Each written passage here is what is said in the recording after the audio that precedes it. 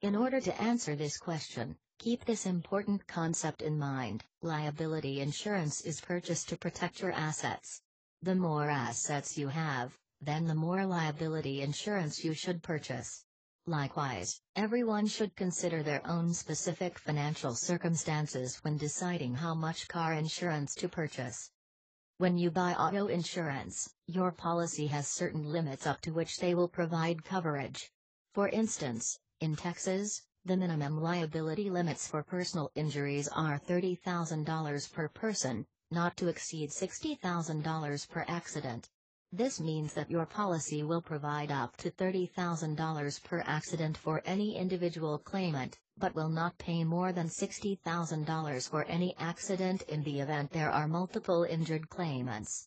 Anyone can purchase higher policy limits, but there is always going to be some limit applicable to any automobile liability policy. But what happens if the injuries are more than the policy coverage limits? To answer this question, we must first discuss the legal side of the issue and then compare that to the practical side. So let's use this simple example. Assume you are involved in a car accident where you are found at fault. Let's also assume that the other driver is injured to the tune of $50,000 in medical expenses and is making a claim for an additional $100,000 in pain and suffering. If you carried a minimum policy of $30,000 per person, then your insurance company will only pay up to that amount in the event a judgment is entered against you for the $150,000. Technically, you would be personally liable for the rest of the judgment. However, this is where practicality comes into play. Chances are that most people carrying a minimum liability policy do not have the assets to pay off a personal injury judgment.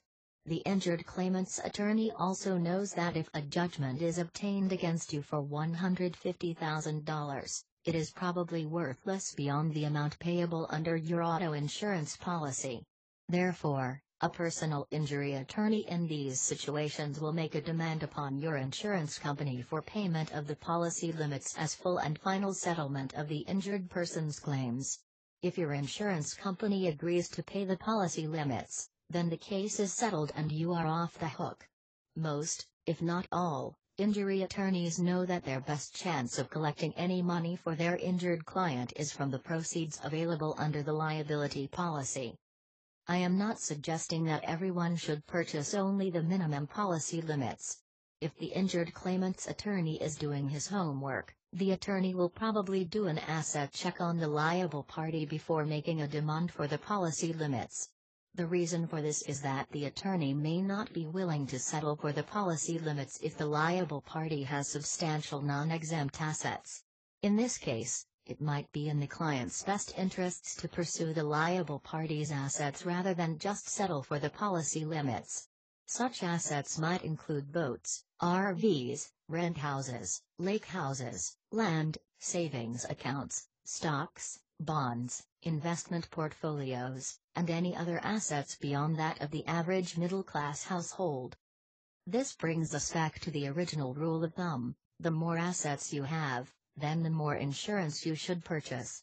Likewise, everyone should have a very frank discussion with their agent before deciding how much insurance to purchase. Since 1994, Dallas car accident lawyer, Robert C. Slim, has been successfully representing victims of auto accidents, trucking accidents, motorcycle accidents and more. Call now for a free consultation.